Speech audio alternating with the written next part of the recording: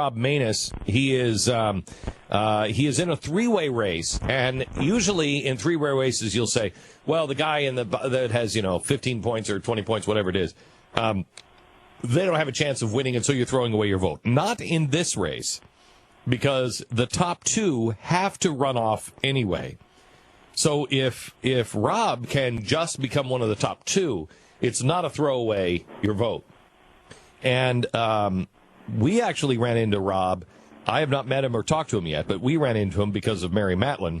Mary is she's not what you think. She has this image of being a insider on the GOP, and I think she is in some ways an insider, but she is not somebody who just falls into line.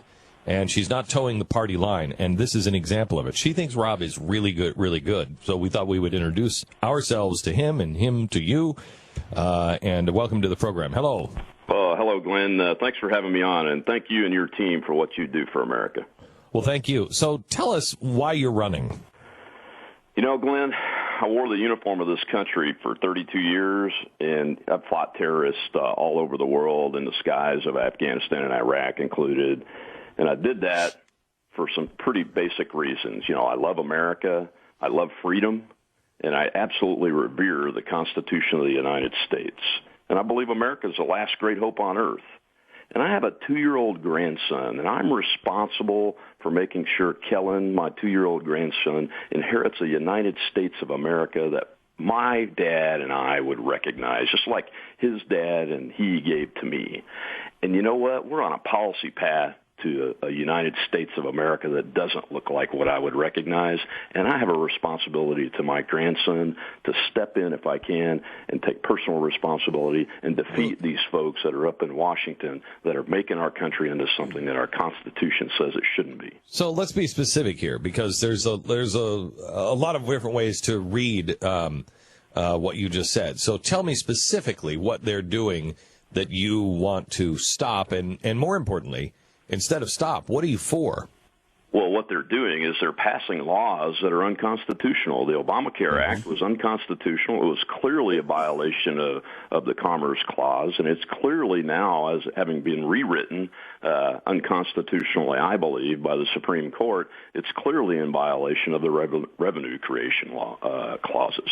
So we need to stop that. They have violated their oaths of office, and both political parties are involved. But what I'm for is liberty, prosperity, and certainty.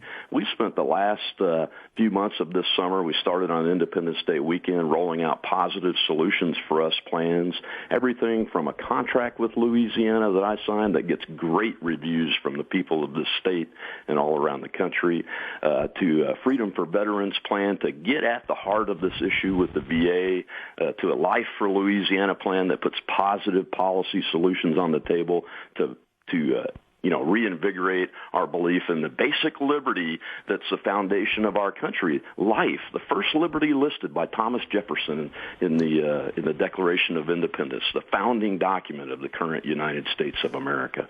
We've got to get back to positively looking at life. So we wrote a plan for that, and we rolled out a Working for Us plan that includes supporting the REDEEM Act that Cory Booker and Rand Paul are trying to get passed that would forgive nonviolent minor offenses so young men and women can start their adulthood with a clean record and not get trapped in this incarceration cycle that we see, especially here in Louisiana.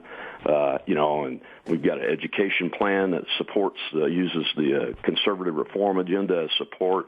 Its basic core is to break up the federal education cartel and put accreditation levels back down to the states so we can have more educational institutions that are cheaper and more easy to get to for our young men and women. Let me ask you specifically. I just talked to Ben Sass.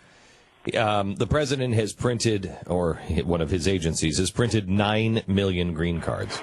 The White House currently won't respond to any question on the press on that. But my belief is he is going to, through executive action, just legalize the people who have come here illegally and give them all green cards. That happens. What do you do? You're in the Senate.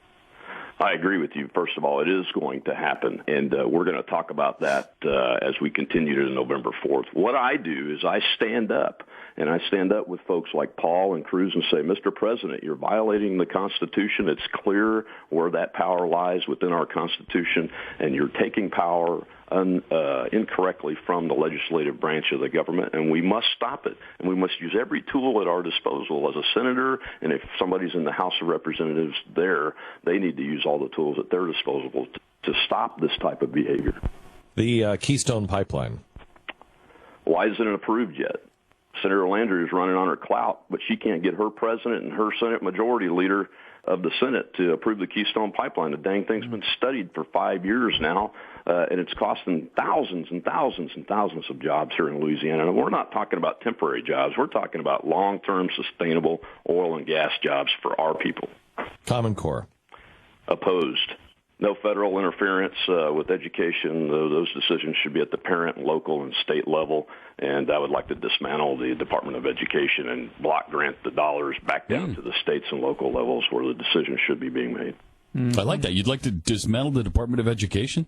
Absolutely. That's part of our Education Opportunities for All plan, is to begin dismantling the Department of Education and find the right way to get those tax revenues that belong to the people, the parents who are responsible for the educations of their children, back in their hands and within their control, instead of this one-size-fits-all Common Core system that's violating all kinds of constitutional rights and creating all kinds of problems. They're going to call you an extremist for that, Rob. I've already been called an extremist, but you know what?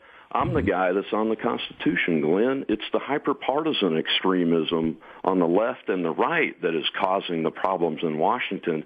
And the people in the middle are the regular, everyday American citizens that I've talked to in all 64 of our parishes here in the state. We put 85,000 miles on my Ford F-150 pickup getting to those folks. And they tell me, we are in the middle and we're on the Constitution. And they tell me every day, we're with you, Rob. You're one of us because this is what you believe, and these other people with all the millions of dollars are just for their parties.